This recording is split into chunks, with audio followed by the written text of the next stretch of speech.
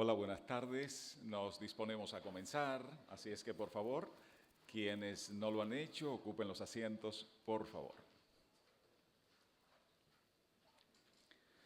De manera formal, buenas tardes. Viernes por la tarde, en un ambiente típico, se podría pensar que es viernes y que ya la semana laboral ha concluido y que en consecuencia como que hay ciertas libertades. Máxime cuando llegamos al mes número 12, que un poco invita y que un poco provoca. Y por supuesto, eso es entendible, como también tiene que ser entendible que existen temas que no tienen época del año, que no tienen hora, que no tienen momento fijo. Y uno de esos temas es el tema migratorio. En consecuencia, en este esfuerzo colectivo que nos viene encaminando en un proceso de formación académica especializada en migración, de manera más específica la maestría en políticas migratorias y desarrollo en el Caribe, entonces se entiende que un viernes por la tarde nos encontremos para seguir hurgando en el tema y hurgando encontrar y encontrando entender y entendiendo bien hacer a partir de ello. Es por eso que este esfuerzo colectivo que encabeza el Instituto Nacional de Migración de la República Dominicana, en el que además participa la Universidad Iberoamericana UNIBE, el Instituto de Educación Superior en Formación Diplomática y Consular INESDIC, la Facultad Latinoamericana de Ciencias Sociales Flaxo de la República Dominicana y el apoyo financiero del Banco Mundial. Entonces nos encontramos para aprovechar en el marco de la maestría en la segunda cohorte, este seminario 1 sobre migración internacional y gestión del desarrollo, de manera más concreta para aprovechar la conferencia magistral Migración Irregular, Procesos, Patrones y Opciones. De manera deferente ofrecemos una especial salutación al director del Instituto Nacional de Migración, el doctor Wilfredo Lozano. Saludamos al director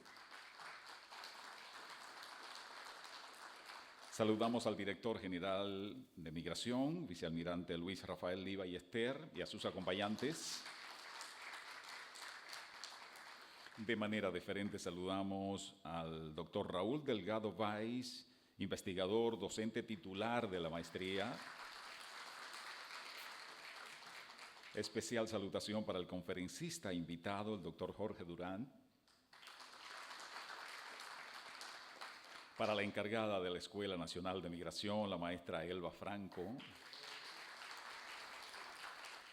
Para los integrantes de la cohorte 2. Y también para quienes nos están acompañando, que son de la cohorte número 1, por supuesto. Y bueno, a quienes no han podido estar de manera presencial, pero aprovechan la modernidad, aprovechan la tecnología para conectarse desde Costa Rica, Panamá, Colombia, Venezuela y México. Especial acogida.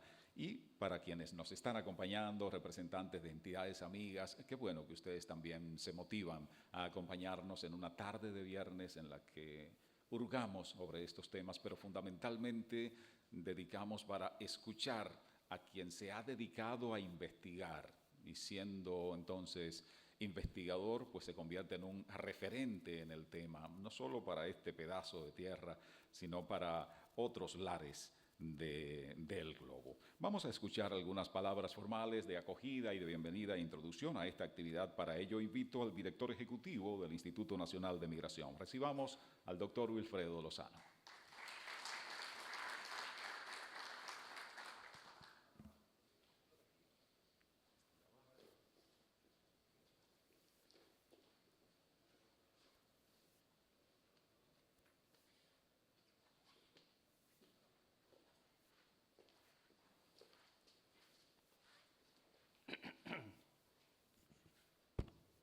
Muy buenas tardes a todas y a todos. En primer lugar, permítanme saludar a Jorge Durán, que tan amablemente ha aceptado la invitación que le hiciéramos en condiciones difíciles, porque esta época del año es un poco complicada.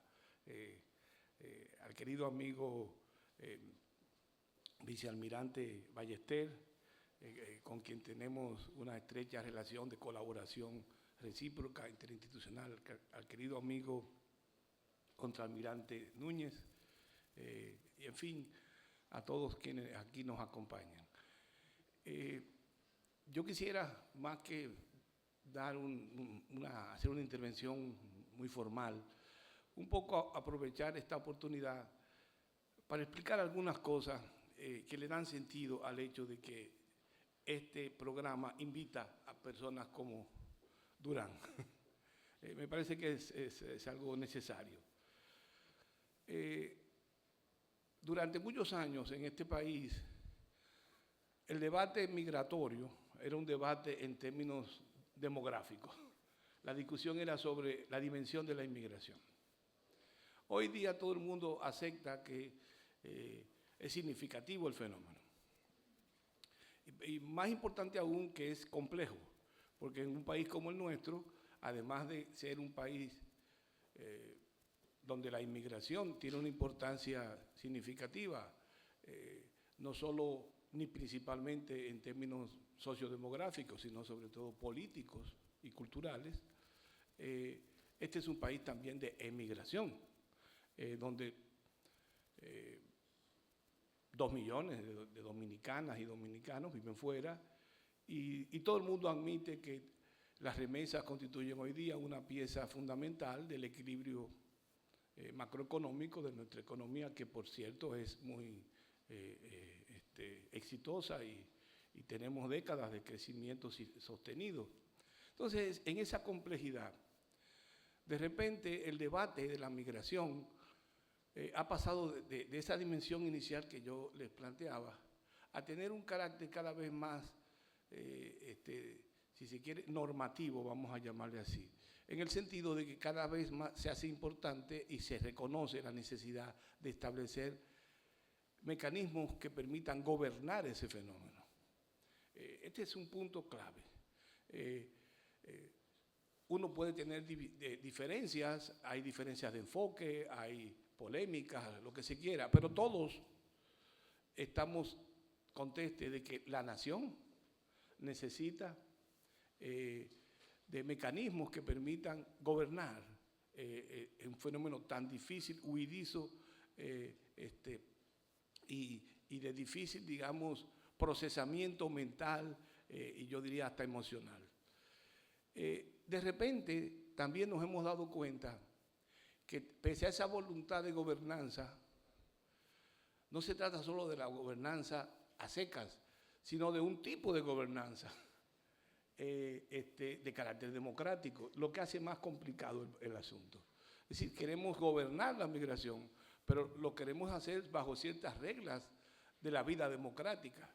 Entonces, en ese marco ha venido adquiriendo significación la necesidad de resolver 2 cuestiones. La primera, el país requiere cada vez más de personal calificado, gente que sepa manejar el tema de la gestión migratoria, gente que entienda qué es la migración, gente que entienda lo que es el desarrollo, y que en segundo lugar podamos establecer las garantías que estabilicen esos recursos de forma tal que en el tiempo su ejercicio profesional al interno de las estructuras públicas y privadas dé resultados estables. Este es un tema muy importante. Por ejemplo, el vicealmirante Ballester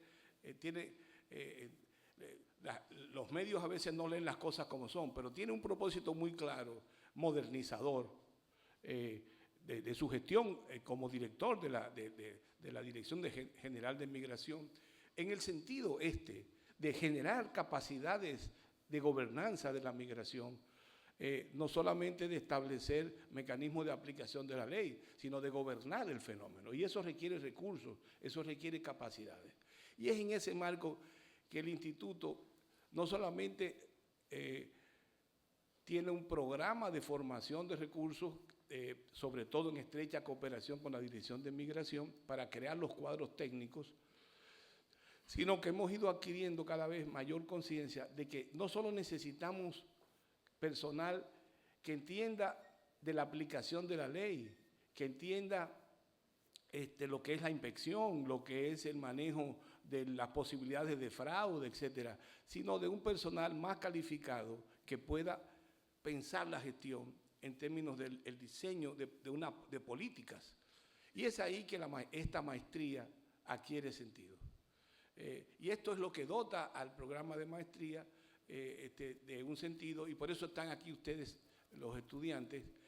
La idea nuestra es esa, la de formar esos recursos que mañana van a pasar a dirigir, no solamente en términos meramente técnicos, sino una capacidad de construcción de políticas. Dentro de ese programa, la idea de la iniciativa es situar esa maestría en el mundo. Y el mundo hoy es un mundo complejo, un mundo global. A veces uno no tiene una clara conciencia de lo que significa global. Es algo también difícil de apreciar, pero vivimos en un mundo interconectado en el que cada vez más, en la vida diaria, todos estamos insertos en la mundialización. Nosotros, como simples criollitos de media isla, a veces nos enteramos más rápidamente de noticias de la China que los campesinos chinos. Entonces, este es un asunto muy, muy significativo. Y en ese marco, hacer una maestría simplemente leyéndose hacia adentro no tenía mucho sentido.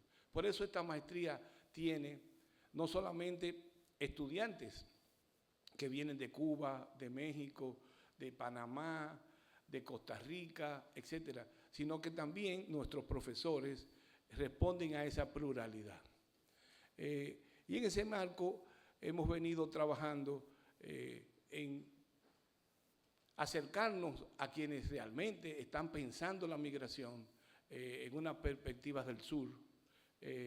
Y de ahí la importancia de que personas como Alejandro Portes, como Raúl Delgado Báez y hoy el profesor Durán nos acompañen y nos permitan el honor de escucharlo.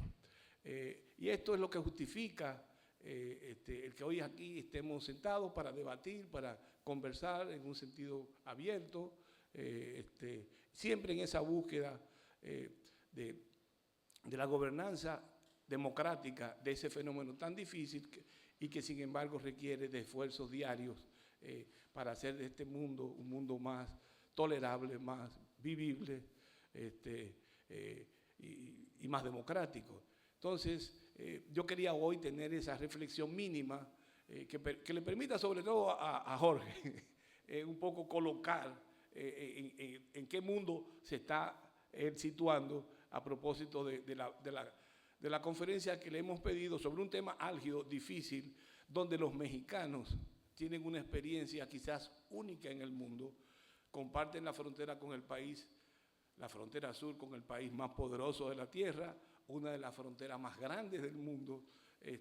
Entonces su experiencia como gran experto que es precisamente en este tema de la irregularidad y de la migración, pienso que nos puede ayudar mucho la reflexión que él pueda ofrecernos aquí hoy. Bueno, Jorge, bienvenido a esta casa, que a partir de ahora es tu casa, no solo la que tienes cerca del lago, y ahora vas a tener otra.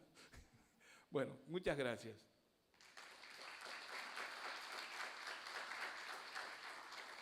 Gracias, muchas gracias, señor director. Gracias, doctor Lozano.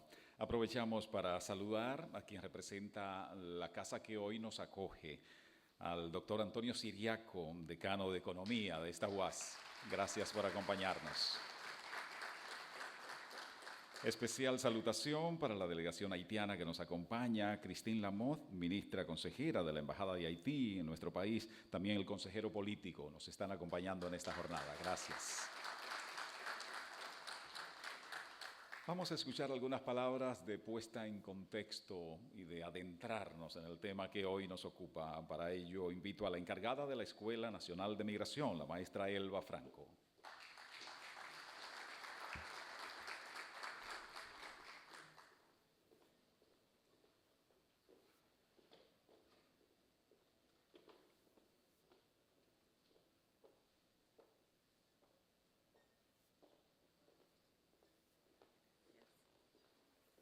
Muy buenas tardes. Buenas tardes, autoridades aquí presentes, cuerpo diplomático, representantes de la academia, centros de investigación, instituciones públicas, sociedad civil y maestrandos y maestrandas que avanzan sin descanso para el logro de sus metas. Muy buenas tardes, señor Delgado Weiss. Muy buenas tardes, doctor Durán. Muy buenas tardes, doctora Aida Martínez. Este primer seminario presencial de la segunda promoción de la Maestría de Políticas Migratorias y Desarrollo en el Caribe, con el tema Migración Internacional y Gestión de Desarrollo, aún siendo el primero para esta promoción, se nutre de la experiencia que nos dejaron los muy buenos trabajos de los estudiantes de la primera promoción, los excelentes aportes de docentes como el doctor Wilfredo Lozano, Anselmo Muñiz, Rafael Durán y del doctor Delgado Weiss, y su extraordinaria conducción en esta primera experiencia, así como a la brillante sistematización de todo el proceso que estuvo a cargo de la doctora Aida Martínez. Muchas gracias, doctora. Esta tarde experimentamos un doble regocijo expresado en este presente seminario, enriquecido por los aportes del anterior y con los productos académicos que con tenacidad y rigor han realizado los estudiantes. Siempre creo que soy más alta, discúlpenme que me he quedado, parece, con un poco de frustración. Tenía un amigo que decía que yo era tan pequeña que me sentaba en el piso y los pies me colgaban. Eso nunca se lo creí.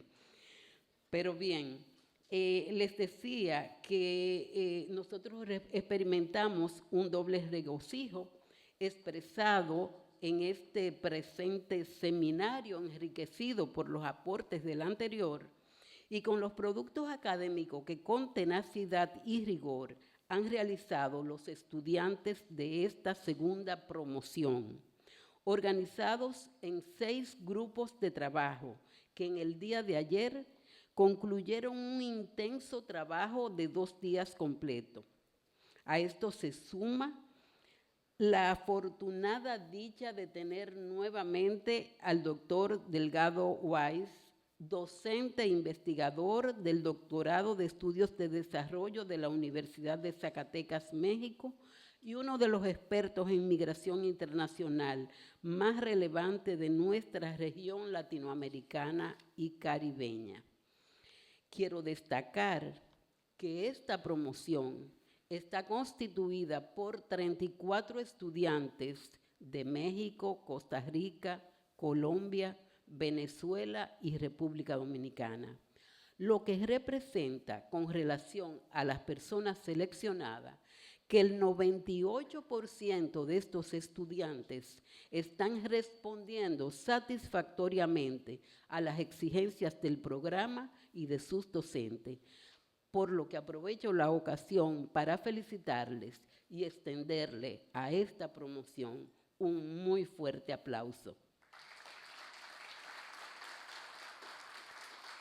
Los 6 grupos de trabajo durante las sesiones virtuales y presencialmente durante estos pasados 2 días presentaron los siguientes temas: migración, remesas y desarrollo en la República Dominicana, un análisis crítico; mitos y realidades de la migración y el desarrollo desde la República Dominicana hacia Estados Unidos en el periodo neoliberal; niñez, movilidad en riesgo en República Dominicana en el periodo 2010-2023. Violencia, crimen organizado y migración en el corredor migratorio Haití-República Dominicana. Un quinto trabajo presentado por estos estudiantes es el impacto del cambio climático en la movilidad humana en la Hispaniola y las Antillas Menores. Y un sexto sobre gobernanza y políticas migratorias en República Dominicana del 2004 al 2024. En cada sesión, dichos trabajos fueron motivo de análisis y recomendaciones por el conjunto de los maestrandos y maestrandas, y muy especialmente por un equipo de docentes especialistas coordinado por el maestro titular, doctor Raúl Delgado Weiss, quienes hicieron constantes y profundas recomendaciones de un alto nivel académico para cada ensayo presentado por estos estudiantes.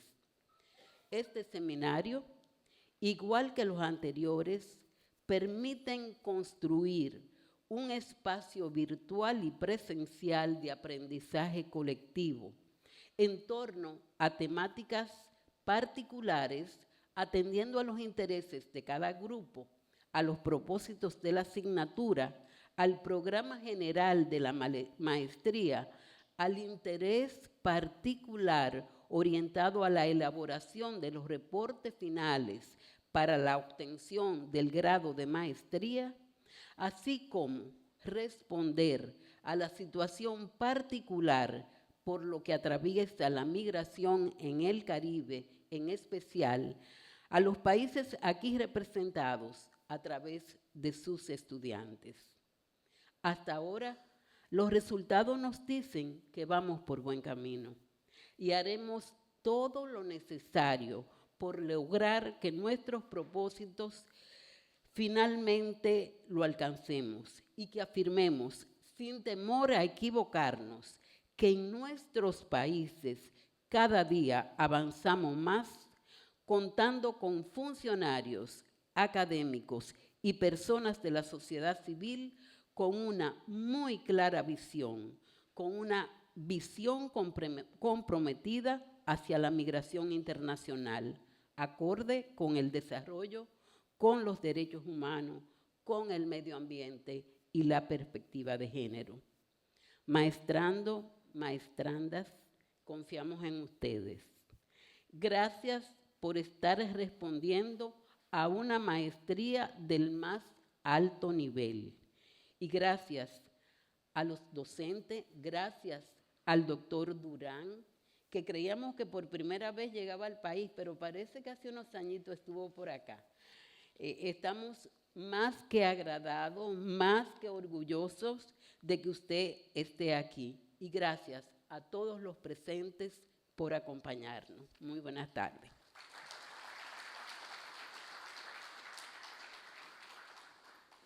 Gracias, muchas gracias, maestra Franco, por su contextualización. Gracias por su motivación. Llega el momento para que escuchemos al conferencista invitado. Para presentarlo, vamos a invitar al docente titular del seminario, especialista en migración y desarrollo de la Universidad Autónoma de Zacatecas, México, ya conocido por nosotros, el doctor Raúl Delgado Weiss.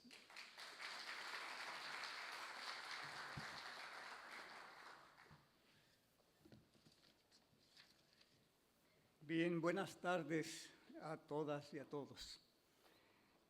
Realmente me complace muchísimo, me complace sobremanera presentar a ustedes una muy breve semblanza de la brillante trayectoria de mi muy admirado colega y entrañable amigo Jorge Durán, que por cierto hizo un esfuerzo grande para venir en medio de una agenda que tenía complicada para acompañarnos en esta oportunidad. Bueno, Jorge es antropólogo y profesor investigador en el Departamento de Estudios sobre los Movimientos Sociales de la Universidad de Guadalajara. Junto con Douglas Massey, fue codirector del Mexican Migration Project de 1987 a 2021 y del Latin American Migration Project desde 1995, auspiciados por la Universidad de Princeton y la Universidad de Guadalajara. Es investigador emérito del Sistema Nacional de Investigadores de México. En Estados Unidos es miembro de la National Academy of Sciences, la American Philosophical Society y la American Academy of Arts and Sciences. En 2018 recibió el premio Malinowski de la Society for Applied Anthropology. En los últimos 30 años ha estudiado el fenómeno migratorio entre México y Estados Unidos y ha publicado extensamente sobre el tema. En 2018 se inauguró la cátedra en su honor Jorge Durán de Estudios Migratorios en la Universidad de Guadalajara. Sus publicaciones más recientes en coautoría está The Routledge History of Modern Latin Migration, de 2023. Jalisco, Tierra de Migrantes, de 2021. The Migratory Phenomenon in Guanajuato, Diagnosis of and Public Policy Proposals, de 2020. Behind the Smoke and Mirrors of U.S. Immigration Policy, Research from the Mexican Migration Project en 2019, y El fenómeno migratorio en Guanajuato, diagnóstico y propuestas de política pública en 2019. Son sus trabajos más recientes. Él publica semanalmente en uno de los periódicos más importantes de México, La Jornada, y lo leímos cotidianamente. Bienvenido, Jorge.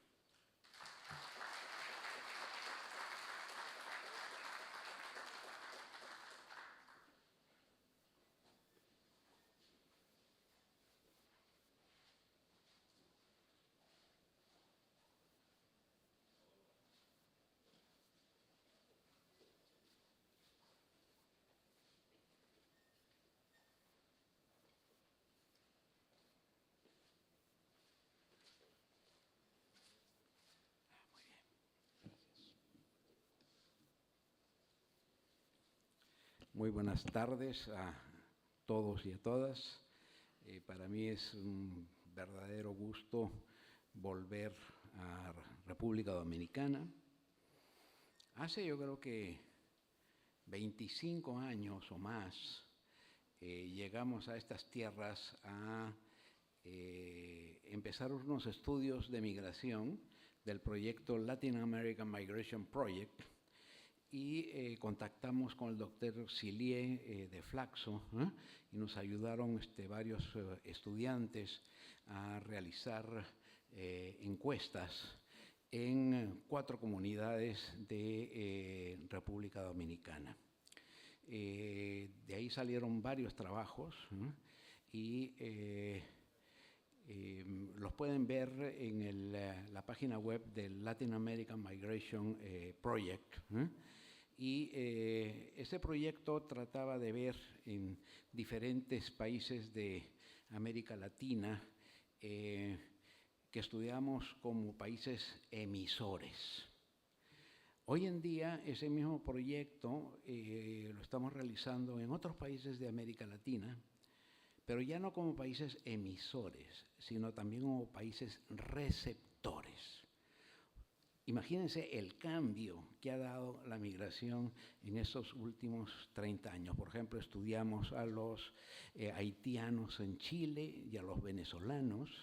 Los venezolanos están absolutamente por todos lados, y lo estudiamos en Colombia, y en Costa Rica estudiamos a la migración nicaragüense a Costa Rica, y tuvimos que darle un cambio muy fuerte, conceptual, ¿no?, para pasar de los países emisores como República Dominicana a ser también países receptores, también ser países de retorno y actualmente de refugio. Entonces, tenemos una situación muchísimo más compleja en este momento. Yo le agradezco al doctor Wilfredo Lozano y a la maestra Elba que me hayan invitado a departir sobre un tema que cuando me plantearon el tema yo dije, bueno, esta es una papa caliente. Vamos a ver cómo solvento el tema. Y en cierto modo, yo creo que los mexicanos pues somos los campeones de la migración indocumentada. Más de 5 millones de migrantes indocumentados en los Estados Unidos. Y no solo eso, una larguísima tradición. Entonces, lo que yo voy a plantearles a ustedes es que vean el caso mexicano, ¿eh? Y reflexionen sobre el caso dominicano. Porque los procesos migratorios son muy similares, son diferentes en cada país, ¿eh? Pero la mecánica es muy similar. Y entonces, ustedes al ver el caso mexicano, yo quisiera que vayan pensando en lo que es el caso dominicano. Y si bien conozco algo de la migración y del país, muy superficial, no quiero meterme en Honduras porque sería atrevido de mi parte. Entonces, voy a empezar, déjenme ver, este es el puntero y, bueno, el título de mi presentación es Migración irregular, procesos, patrones y opciones. Voy a empezar, pues, con el siglo XIX. ¿Por qué? Porque hay que ver la historia de estos procesos. Si nosotros no vemos nada más el presente, no podemos entender qué cosa es lo que está sucediendo en la actualidad. Y hace mucho tiempo escribí un artículo sobre cuáles serían las características esenciales del proceso migratorio que no tienen otros países, es decir, que es específico de México. Yo diría la historicidad, porque eso empezó en 1884, propiamente la migración, cuando se conectan las vías férreas entre México y Estados Unidos y se hace posible la migración. El segundo aspecto es masividad. Siempre fueron muchos los mexicanos que están en Estados Unidos. ¿Cuándo empezó la migración de Haití a Dominicana? Son muchos los dominicanos, los haitianos que están en Dominicana. Y el tercer elemento es la vecindad, que es clave. Es decir, la vecindad es la que facilita y motiva, ¿eh?, la migración de todo tipo. Pero hay algunas particularidades que yo quisiera poner y reflexionar con ustedes sobre el caso dominicano. Es la insularidad. Es decir, es un caso muy raro, porque es una isla con 2 países. Si bien la migración haitiana es muy importante en República Dominicana, la migración haitiana también es muy dispersa. Es decir, tiene una presencia muy amplia en muchos otros países y no solo en Estados Unidos. También hay que reconocer que la migración dominicana, por ejemplo, son, en cierto sentido, en Latinoamérica, los pioneros que cambian el destino migratorio de Estados Unidos, que era unidireccional, a otros países, fundamentalmente a España. Luego hay que ver la disparidad entre un país y otro. Disparidad que clásicamente se analizaba a nivel salarial, pero hay que verla también en otros aspectos. Y la geopolítica.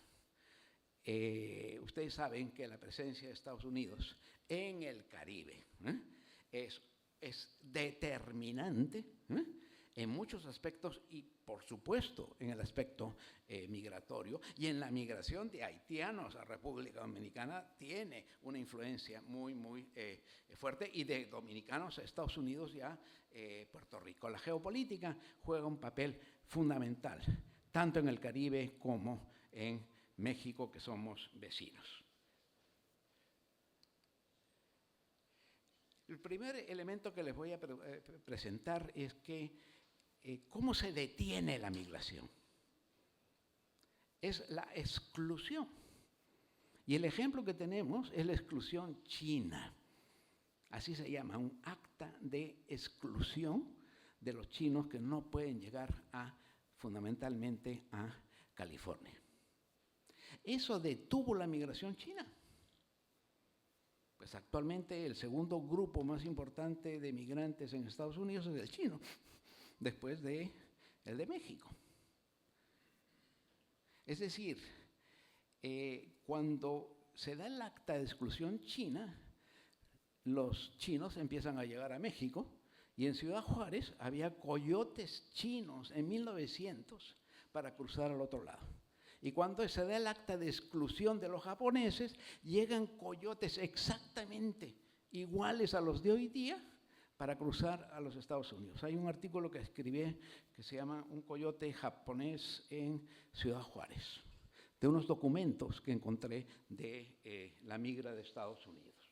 En fin, entonces, este caso chino, veamos este grupo de chinos trabajando en las vías férreas, y cuando se van los chinos, los americanos dicen, ¿y quién va a construir las vías férreas? Y entonces dicen, bueno, mexicanos. Pues además los mexicanos ya estaban antes que los gringos en California. Es decir, los mexicanos, eso era tierra de México. Entonces empiezan a llamar a los mexicanos para trabajar en la agricultura y para trabajar en los trabajos que los chinos habían dejado por el acta de exclusión, que fue un acta de exclusión con motivos clarísimamente racistas. Entonces vamos a ver primero el tema de vecindad. Son 3.000 kilómetros de frontera. Pues es muchísimo espacio. Frontera que era casi totalmente deshabitada a comienzos del siglo XX, porque esos estados eran desérticos. Luego, hoy día tenemos una frontera totalmente dinámica y cambiante. Se dice que el tránsito diario entre México y Estados Unidos es 1 millón de personas diarios que van ida y vuelta. Y los vehículos que cruzan son 300,000 al día. ¿Se puede cerrar esa frontera? Claro que se puede cerrar. Pero ¿qué pasa?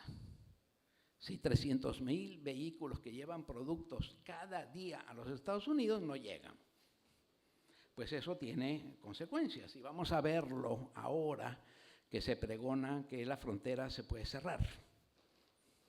De hecho, con la pandemia se cerró la frontera al tránsito de personas. ¿Qué le pasó a México y a Tijuana y a Ciudad Juárez con el cierre de la frontera? Pues prácticamente nada. Los más afectados fueron las ciudades norteamericanas del otro lado, que dependen de los compradores mexicanos. Entonces hoy día, si se cierra la frontera, pues ya sabemos cuál es nuestra experiencia al respecto. Miren ustedes, este es el mapa de México actual, acá. Y esto era México antes de la guerra con Estados Unidos. California, Texas, Nevada, Arizona, Utah.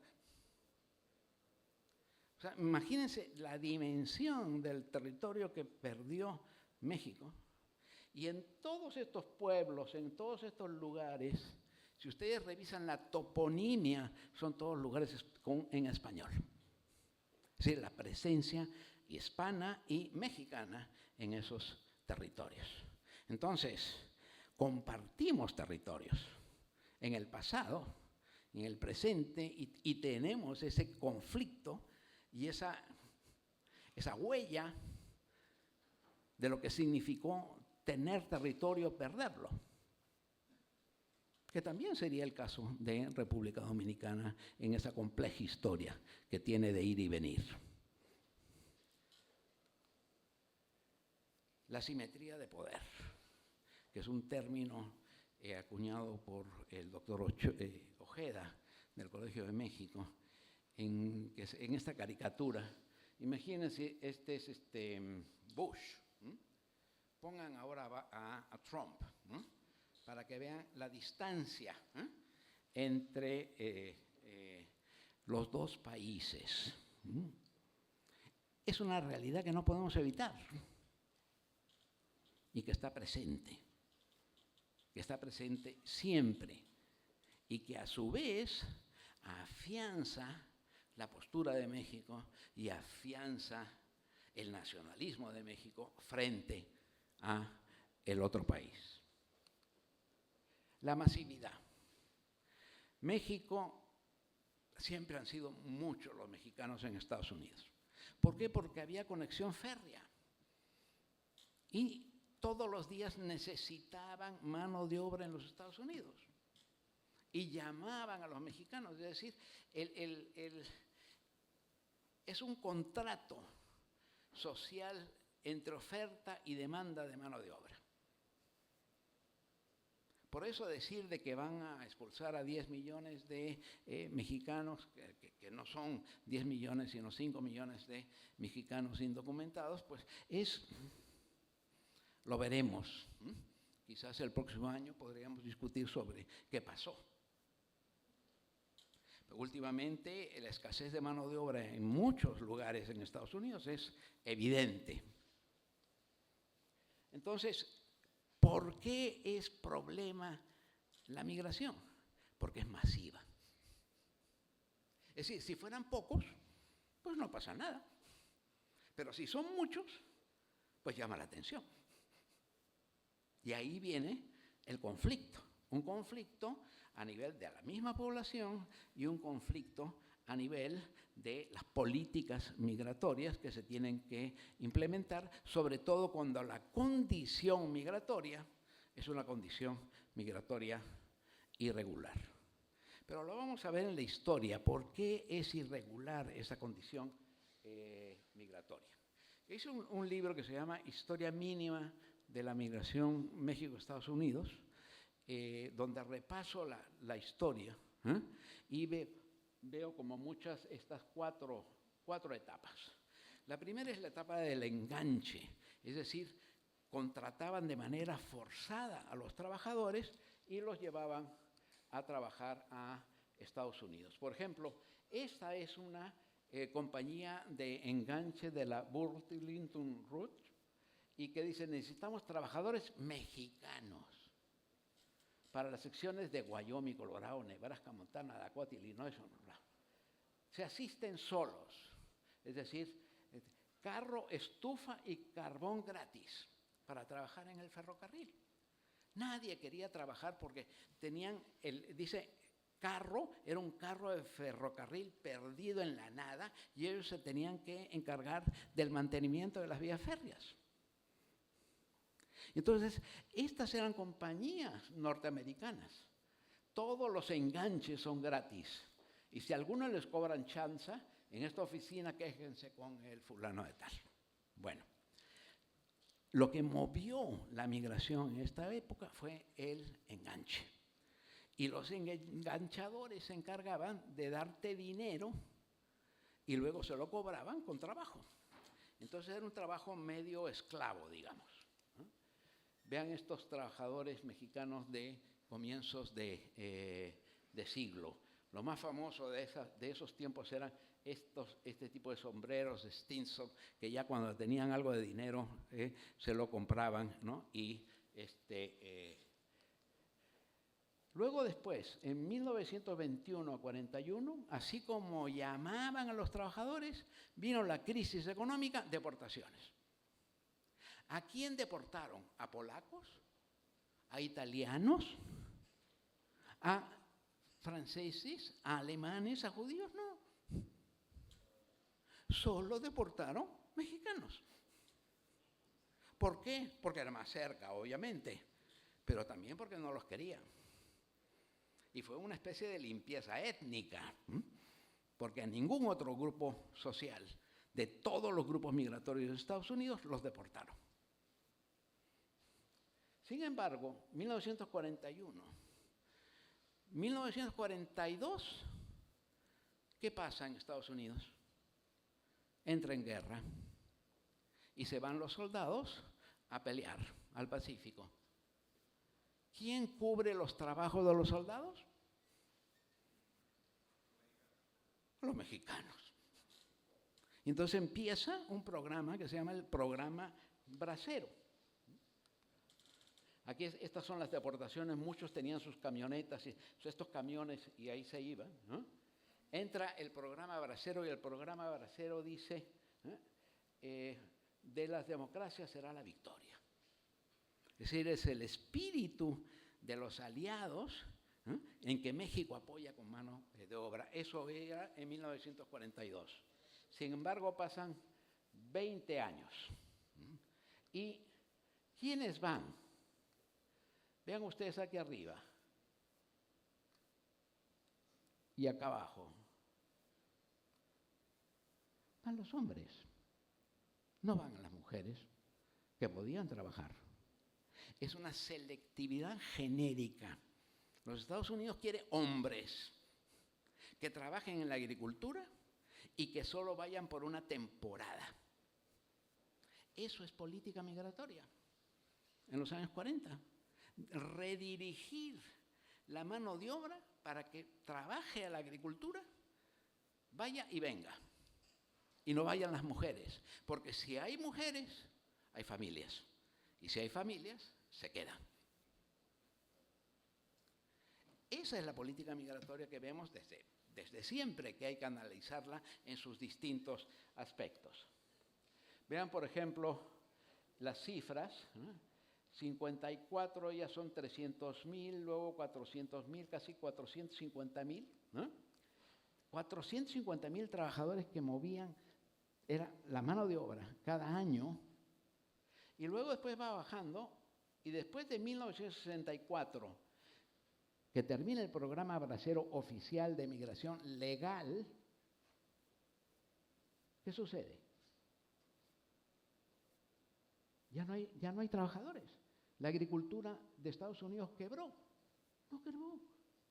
A Estados Unidos dijeron, ¿para qué vamos a estar haciendo tratos con México todos los años, que son un dolor de cabeza? Mejor que pasen los mexicanos.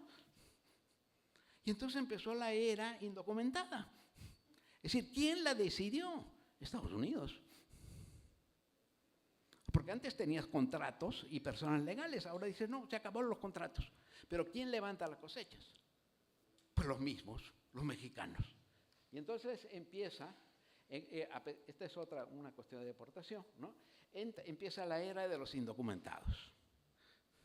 Es decir, esto es Tijuana, esta era la frontera. En un salto te cruzabas al otro lado. O, si no, cruzabas el río Bravo. Si ustedes ven, déjenme ver lo que era la frontera en 1988-89, esto es Navidad. Todos esto es Estados Unidos, territorio de Estados Unidos. Esta es la camioneta de la migra. Y aquí está Santa Claus dándole regalos a los niños indocumentados en Estados Unidos. ¿Hoy día es posible esto? O sea, ¿qué nos dice esto? Pues nos dice de que esto es tolerado, esto es permitido, incluso te doy caramelos por el día de Navidad. Hoy día tenemos una frontera que antes era una frontera muy porosa, hoy día tenemos una frontera vigilada, militarizada, controlada, hasta cierto punto. Porque pues la obsesión del señor Trump es terminar el muro, que a ver si lo termina.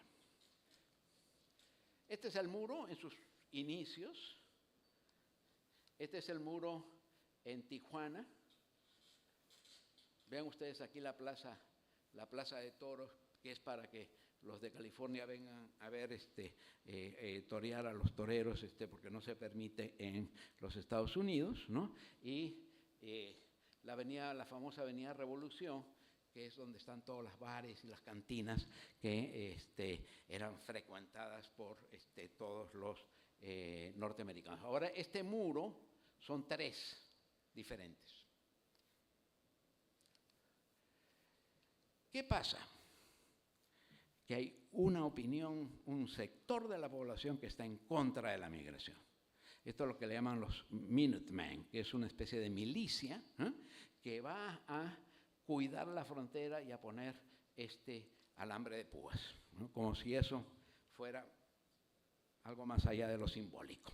Es decir, la migración empieza a debatirse en el medio político y en la sociedad, y empiezan a aparecer grupos contrarios a la migración. En este caso son grupos nacionalistas, ultranacionalistas blancos. En este proceso largo voy a avanzar bastante.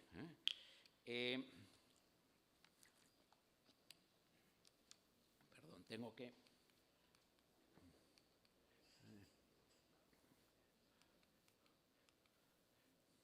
En el 2006 hubo unas mega marchas en los Estados Unidos. Se pasó en la Casa de Representantes una ley que se llama la ley Sensenbrenner, que era muy, muy punitiva en contra de los migrantes. Y empezaron a organizarse en distintas partes del país, y en 2006 salieron como 3 millones de personas a marchar en los Estados Unidos pidiendo una regularización migratoria. Sin embargo, no se dio. Entonces, lo que había sido una migración muy mexicana empieza a ser una migración centroamericana y de jóvenes que van a trabajar como migrantes irregulares, jóvenes solos que van a trabajar a los Estados Unidos. Y el gran cambio que se va a dar es, hace como unos 15 años, es que cuando los centroamericanos descubren que había una disposición legal del caso de Flores, una chica, Flores, de 13, 14 años, que gana un juicio contra Estados Unidos porque había sido detenida en un centro de confinamiento por más de 2 o 3 meses, siendo menor de edad. Y entonces la ley dispone que no se puede tener a un menor de edad más de 15 días en un centro de confinamiento. Cuando eso llega a los migrantes, dicen, pues ya está, vamos. Y la migración, que era una migración de hombres solos, se convierte en una migración familiar.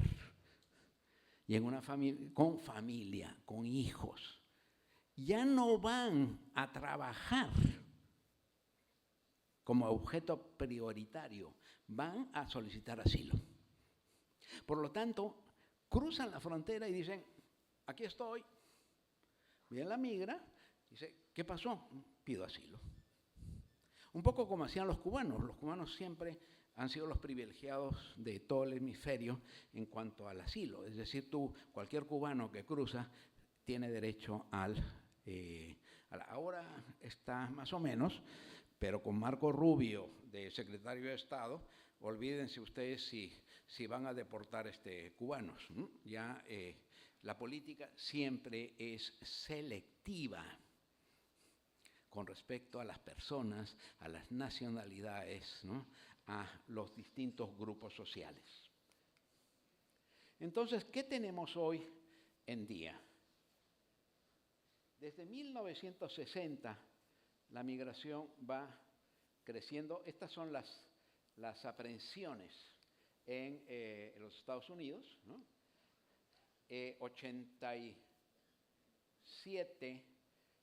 1986 es la reforma migratoria de IRCA, la amnistía, en donde se le da documentos a cerca de 3 millones de mexicanos. No, 2.200.000 y 3.200.000 en total. Muchos dominicanos tuvieron legalización por IRCA, por esa reforma migratoria. Cuando se hace la reforma migratoria, baja la migración, inmediatamente. ¿Por qué? Porque se abre la vía legal. Si tú cierras todas las vías legales, ¿qué pasa? Crece la migración indocumentada. Pues es obvio.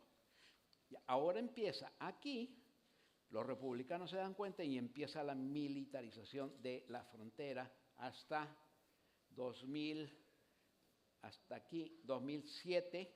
Aquí estamos en 2007, baja y luego baja notablemente. ¿Qué pasó? Sobre todo la migración mexicana. La migración mexicana irregular disminuyó como en 1,5 millones, de casi 7 millones a 5.5. ¿Por qué? Una de las explicaciones fundamentales es que en los años 60 y 70 los mexicanos tenían 7 hijos por mujer en promedio. ¿Ustedes se imaginan eso hoy en día? Pues sí, así era. Hoy día son 2. La caída demográfica, o sea, la presión demográfica, es uno de los factores importantísimos para detener la migración. Si tú tienes 2 hijos, antes si tenías 12 hijos, 15 hijos, tu hijo cumplía 16, 17 años, dice, vete con tu papá a los Estados Unidos. Hoy en día, pues no le dicen eso. Dice, vete a estudiar, hay oportunidades de ir a la universidad. Ponte a trabajar, hay opciones. Cambió el panorama. Cuando tenemos una baja demográfica importante y un crecimiento económico, la migración se acaba.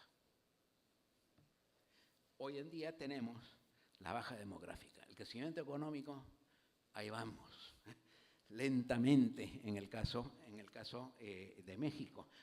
Y ese es uno de los problemas que todavía hay que solucionar. Pero hay estudios, yo he hecho estudios que me han criticado mucho porque planteo precisamente que en determinadas regiones del país donde eran tradicionalmente expulsoras, hoy día no van. Los Altos de Jalisco, por ejemplo, que es la tierra del tequila. Hoy día vienen migrantes indígenas de Chiapas y Oaxaca a trabajar en el agave, en el tequila, cosa que antes no se veía. Es decir, los migrantes que se fueron ahora hay escasez de mano de obra y por lo tanto hay que suplir la mano de obra. ¿Con quién? Con migrantes indígenas, en este caso de México. Hace unos años hice un estudio en lo que llamé la migración por relevos.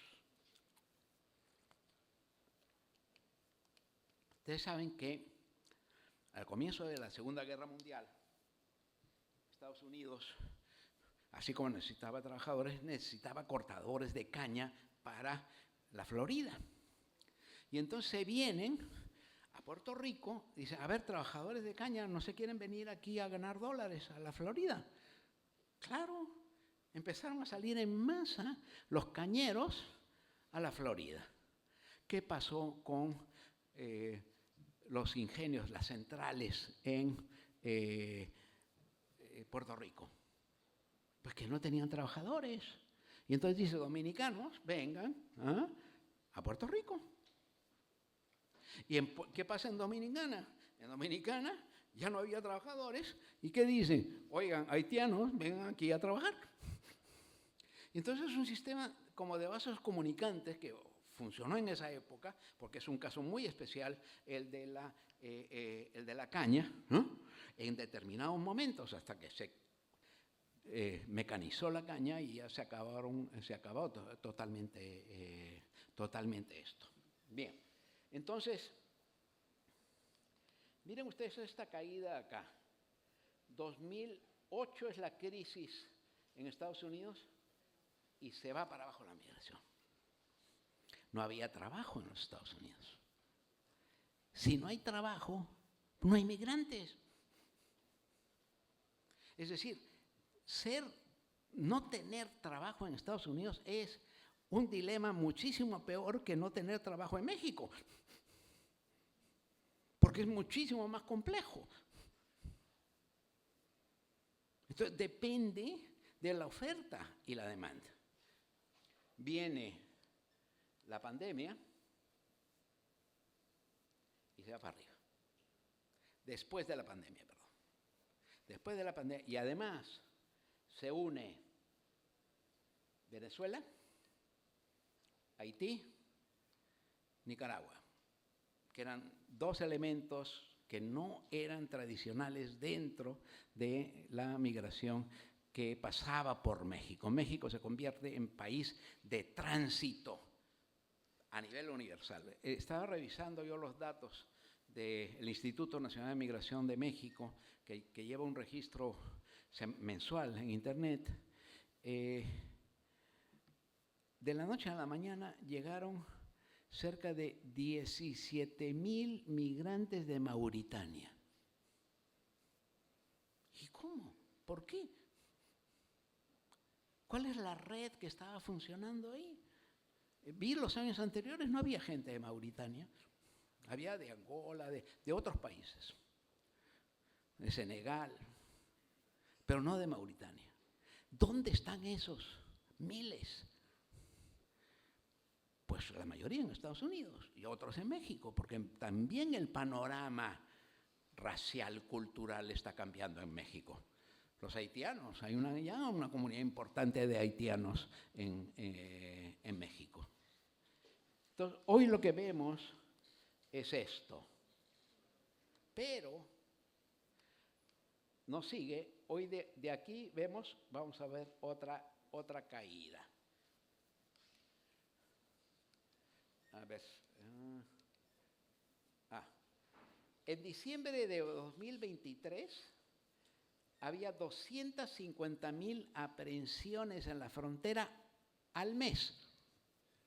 O sea, imagínense el nivel de presión que había en la frontera de México-Estados Unidos. Empieza otro tipo de política, que es el CBP-1, que es que tú puedes acceder a pedir tu visa por medio de Internet y eso. Y esos migrantes tienen posibilidad de ir legales. Si tú tienes la posibilidad de ir legal, vas a escoger la vía legal. No vas a escoger la vía irregular. No tiene ningún sentido. Y hoy en día, en diciembre del 24 horas, noviembre, diciembre, son 50,000 aprehensiones al mes, que es lo normal, digamos. Pero bajamos de 250,000 a 50,000. Es lo que decía Kamala Harris, y nadie le hacía caso, porque Trump desfigura pues absolutamente todas las cifras. Y es lo que está argumentando ahora la presidenta de México, diciendo, veamos las cifras.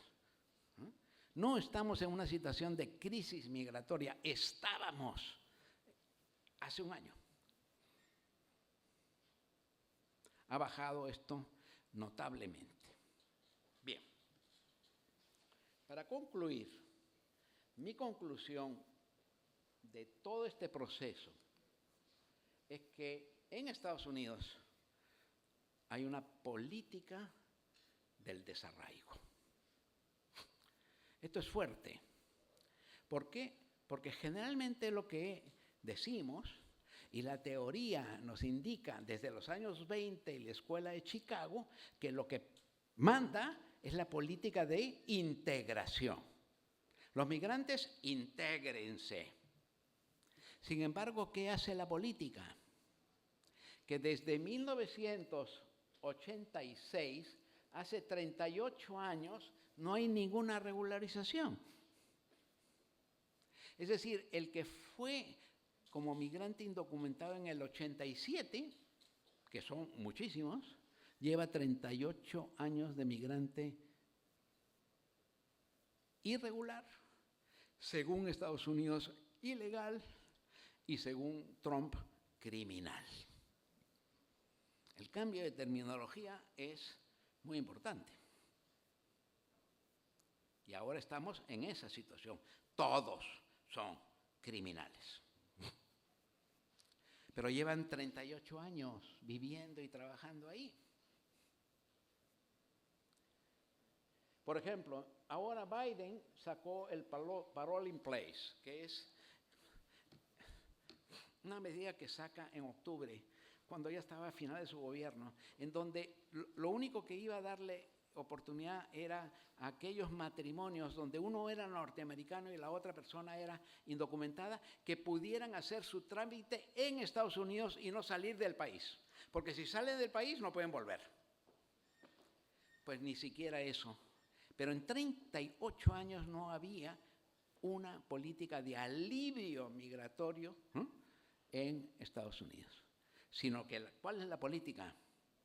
No te arraiges. Es decir, no te voy a dejar. Ni siquiera hay que distinguir lo que es regularización de acceso a la nacionalidad. Y eso es muy importante. Yo creo que tenemos que ser conscientes de la distinción que hay, muy grande. Porque una cosa es la nacionalidad y otra cosa es ser legal. Y tener modalidades distintas de acceso migratorio. O sea, tener como un panorama de opciones legales. No solo blanco o negro, porque la vida no es blanco y negro. Y nosotros no somos blanco y negro. Somos toda una colección de matices y de historias diferentes y de relaciones diferentes. Como ese caso que les decía de un norteamericano que está casado con una nicaragüense y la nicaragüense es indocumentada y llevan 30 años viviendo en la zozobra permanente y eso afecta a sus hijos norteamericanos. Entonces, en el caso de Estados Unidos hay ciertamente una política de desarraigo. En el caso de México, pues México no tiene una política migratoria más o menos establecida porque es un fenómeno nuevo. ¿Ustedes saben cuántos extranjeros hay en México, un país de 126 millones? ¿Cuántos extranjeros tiene? 600,000. 0.06%. Nada. Nada. Entonces, ¿cuántos mexicanos pierde México anualmente? Les dan visa a los mexicanos por toda esta tradición de que fueron migrantes, que son legales y que llaman a su hermano y llaman a sus parientes. 176,000 al año reciben green card. Esas son las dimensiones de la migración México-Estados Unidos. Cada vez la migración mexicana es más legal, con la reina de las visas, que es la green card. O sea, México, que pierde 176,000, digamos, legales que se van del país, ¿no podría recibir a 100,000? ¿No le conviene? Pero ¿cuál es la política? No hay política. Por lo menos no se ve mayormente claro. Es un fenómeno. México era un país emisor, receptor en cuanto que te deportaban las personas y se convirtió en un país de tránsito. Pero tránsito pasa y vete al otro lado. Pero cuando se cierra la frontera, no te puedes ir al otro lado. ¿Dónde te quedas? Te quedas en México. Y hoy en día la presencia de venezolanos, de haitianos, de colombianos, de peruanos, de ecuatorianos está llegando a México y tenemos un panorama totalmente distinto al cual tenemos que empezar a pensar y a definir políticas adecuadas a nuestra nueva situación. La migración es un proceso dinámico, es un proceso cambiante y hay que tener políticas que se adecúen, ¿no?, a los distintos momentos en que va este proceso. Y ahora no solo vamos a pensar en los que se van, hay que pensar en los que llegan. Porque prácticamente América Latina hoy en día se ha vuelto lugar de origen y lugar de destino. Y muchos países, lugar de tránsito. Ahora vienen haitianos desde Chile, desde la Patagonia, hasta México y Estados Unidos. Atraviesa todo el continente. Ni siquiera eso, van desde Brasil a venir hasta México. En fin, es un panorama fascinante, es un panorama inquietante del cual tenemos que hablar, tenemos que discutir, tenemos que opinar, porque incluye a muchas personas, muchos seres humanos. Se trata de movilidad humana, como hoy día lo estamos trabajando. En esta página web hay muchos libros y artículos míos, la mayoría de mis libros. Pueden consultarlos y bajarlos ahí en PDF si les interesa. Bueno, me dijeron que teníamos unos momentos para algunas preguntas, si están ustedes interesados o si ya... a ver, yo creo que le van a pasar el micrófono. Gracias, doctor Durán. Vamos a ceder el micrófono. Antes vamos a saludar deferentemente a la pasada vicepresidenta de la República, directora de Ética e Integridad Gubernamental, que nos acompaña, la doctora Milagros Ortiz Bosch.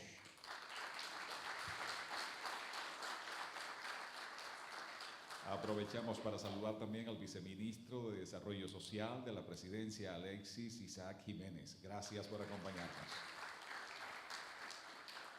Y vamos a ceder el micrófono entonces, por favor, para preguntas muy puntuales y de manera muy precisa. Preguntas. Saludos, buenas tardes. Mi nombre es Samir Rodríguez. Yo tengo una pregunta muy puntual y breve.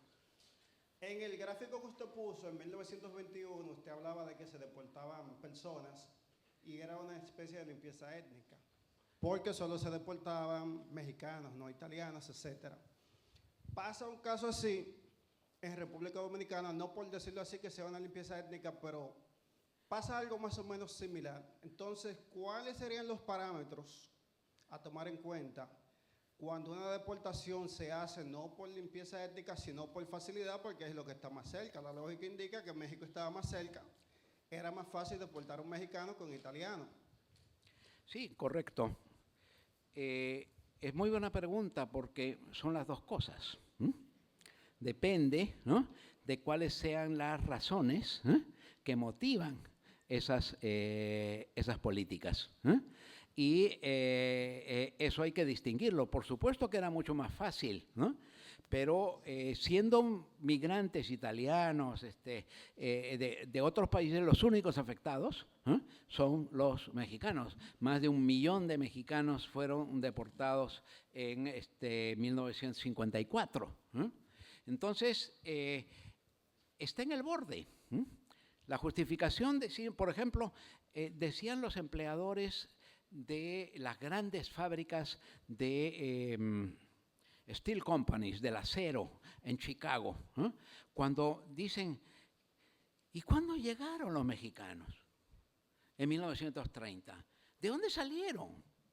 Resulta que en 1919 estaban las grandes huelgas de las compañías y fueron los reclutadores a Kansas City a traer trabajadores mexicanos como esquiroles para combatir la huelga y les dieron trabajo en las fábricas de las Steel Company. ¿Y por qué en 1930 quieren deportar a los mexicanos del norte y no del sur? Porque querían que los mexicanos no estuvieran en el norte industrializado, que trabajaban en las empresas de automóviles, en las empresas empacadoras de carne, en muchos otros lugares, sino que querían que la mano de obra mexicana trabajara única y exclusivamente en la agricultura. Entonces, hay una política migratoria. Es decir, a ti te dejo trabajar en esto porque me conviene, pero no te me pases de la raya y vas a convertirte en un obrero industrial. Eso es lo que sucedió en México en esa época. Saludo. Dos preguntas, doctor. La primera, usted hablaba de la transformación de la mano de obra en los ferrocarriles de chinos a mexicanos.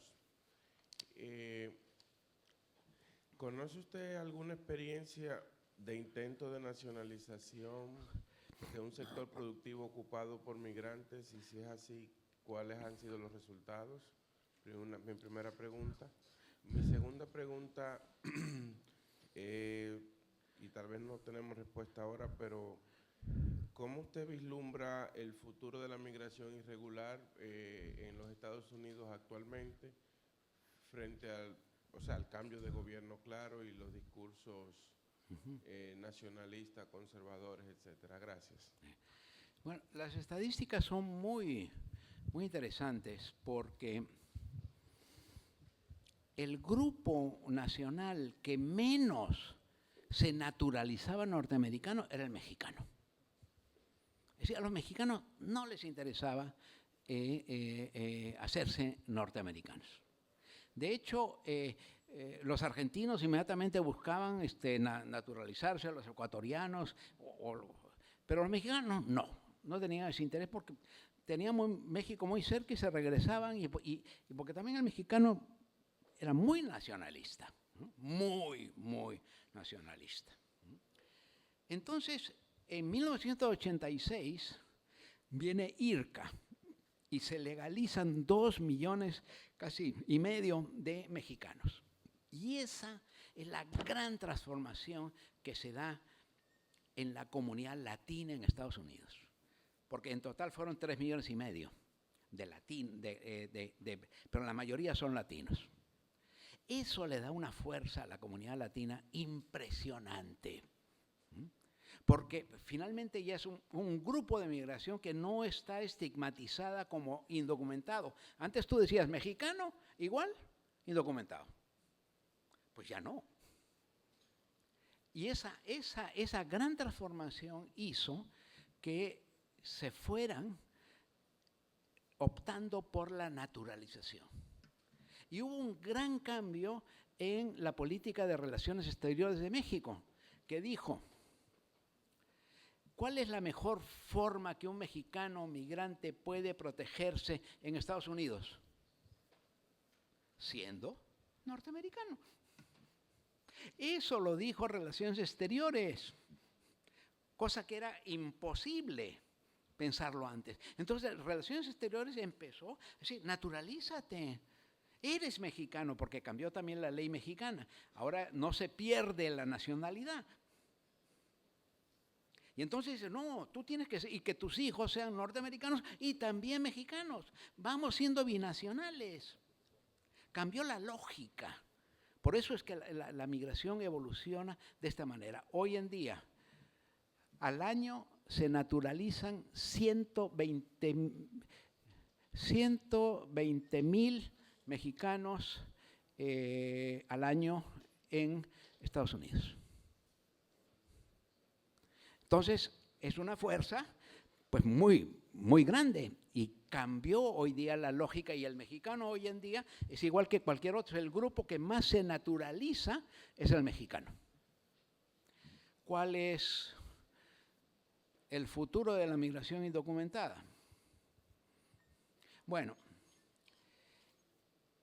el caso mexicano en los últimos 10, 20 años es especial, porque mientras otros grupos solicitaban asilo, México no podía solicitar asilo. Es decir, hay casos de asilo, pero son totalmente mínimos con respecto a la dinámica de la solicitud de asilo. Son 3.200.000 que están en lista de espera en Estados Unidos para solicitar asilo. Entonces, la opción es la opción legal. Van como 500.000 trabajadores legales cada año a trabajar en la agricultura. 500.000. Es lo mismo que el programa Bracero. Lo que pasa, y es una gran diferencia, en que antes era acordado con México. Y hoy en día lo hacen por su cuenta. Y nosotros no tenemos injerencia en ese proceso. Y hay muchos casos de abuso y muchos casos donde es gente honesta, ¿eh? Y además es una mano de obra que no es mano de obra libre, sino que tú tienes que ir con este empleador. Y hay muchos casos de trata. Te quitan el pasaporte, no te pagan determinados días, en fin. Entonces la opción es la migración legal para todos. Vamos a ver si Trump deporta al 1.000.000 de trabajadores agrícolas que están en los Estados Unidos. Gracias. A ver qué pasa. Gracias, Bueno. doctor. Vamos a tener una última intervención formal. En los próximos minutos, de manera informal, también podremos aprovechar y ya explicaremos cómo.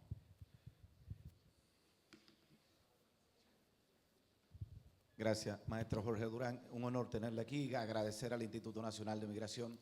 De verdad, soy Elic Fernández, diplomático, y soy maestrando de la segunda corte de maestría. 8 años del presidente Barack Obama, 11 millones de migrantes irregulares esperando una reforma migratoria. Nada.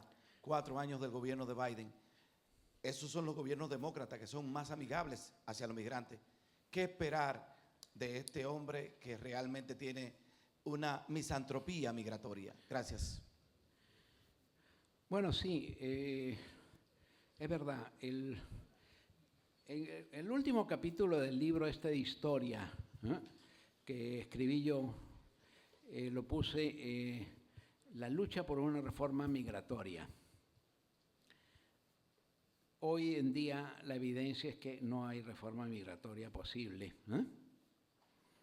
Aunque sigue siendo particularmente raro que el país más poderoso del mundo tenga 11, 12 millones de migrantes irregulares. ¿Por qué? ¿Por qué no pueden regularizar? Ustedes saben que no hay un documento nacional de identidad en Estados Unidos. Está el Social Security Number. Pero tú compras el Security Number en una esquina. En $200 te dan el carnet de Social Security Number. Y con eso puedes trabajar. Y han estado tratando de limpiar el sistema, ¿eh? ¿Por qué no puede Estados Unidos limpiar ese sistema? Porque todos esos números falsos cotizan y no devengan. Todos, el 98% de los migrantes pagan impuestos y el 98% de los irregulares pagan impuestos y no devengan nada, ni ahora ni después. El cálculo que hay de lo que debe el sistema de seguridad social de Estados Unidos a los migrantes es de trillones de dólares. ¿Quién financia a la seguridad social? Pues en parte la financian los trabajadores que pagan impuestos y no devengan. Bueno, es la última pregunta. Muchas gracias por su atención. Gracias. Muchas gracias. Gracias, doctor Durán, por su conferencia magistral. Migración irregular, procesos, patrones y opciones. El saber popular lo define de manera sencilla. Cualquiera por su mejoría hasta su casa dejaría, dice ese saber popular, y lo ha reiterado hoy acá el doctor Durán en su conferencia magistral. A ustedes les agradecemos el interés por este tema. Por supuesto, les agradecemos su asistencia a esta actividad y, como decía hace escasos minutos, tenemos un momento informal para seguir conversando sobre este tema. Será en la modalidad de brindis, así lo ha organizado el Instituto Nacional de Migración. En la puerta que está a mis espaldas, por ahí podemos llegar al salón en donde vamos a compartir informalmente en ese brindis. Gracias, señor director general de Migración y la delegación que le acompaña. Gracias a la delegación haitiana que nos acompaña. Gracias, doctor Weiss. por estar con nosotros. Gracias a cada uno de ustedes por acudir al llamado del Instituto Nacional de Migración en este interesante seminario para escuchar la conferencia magistral Migración Irregular, Procesos, Patrones y Opciones. Gracias. Reiteramos la invitación para disfrutar el brindis.